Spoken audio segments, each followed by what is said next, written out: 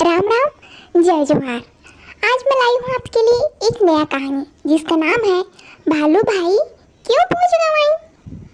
बहुत समय पहले भालू की लंबी एवं चमकदार पूंछ हुआ करती थी। भालू को इस पर बड़ा घमंड था। वह सभी से पूछता कि आज मेरी पूंछ कैसी लग रही है। अब कोई भालू से पंगा क्या लेता भला। उसकी बड़ी कद काठी और पंजे देखकर हर कोई कहता बहुत सुंदर बहुत सुंदर। भालू इस पर फूला नहीं समाता। भालू दिन भर अपनी पूंछ प्रशंसा सुनता रहता। एक बार ठंड के दिनों में कुछ ज्यादा ही ठंड पड़ी, इतनी कि झील और तालाब सब जम गए। शिकार ढूंढना मुश्किल हो गया। ऐसे में भालू और झील के पास से जा रहा था। तभी उसकी नजर वहां बैठी एक लोमड़ी पर पड़ी। लोमड़ी के पास मछलियों का ढेर लग गया था। यहाँ देखकर भालू के मुंह में पानी आ गया। लोमड़ी चालाक थी।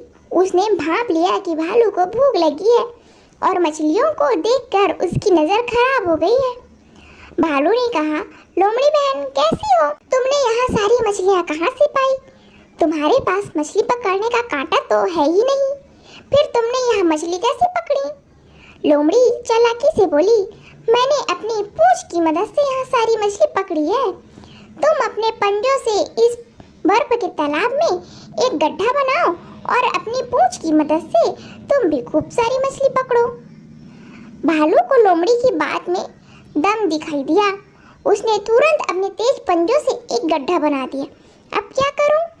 भालू ने लोमड़ी बोली, अब पूंछ गड्ढे में डालकर बैठ जाओ। जैसे ही मछली फंसेगी तुम्हें अपने आप मालूम पड़ जाएगा। पर हाँ, ज्यादा हिलना डुलना मत और सिर्फ मछली के बारे में सोचना। मछलियों के लालची भालू ने वैसा ही किया। थोड़ी ही देर में वहाँ एक तरह से बैठे बैठे उब गया और उसे नींद लग गई। ठंड बहुत ज्यादा थी और बर्फ भी गिरने लगी।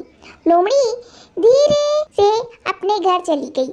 बर्फ गिरने के कारण भालू के शरीर में बर्फ जमी हो गई।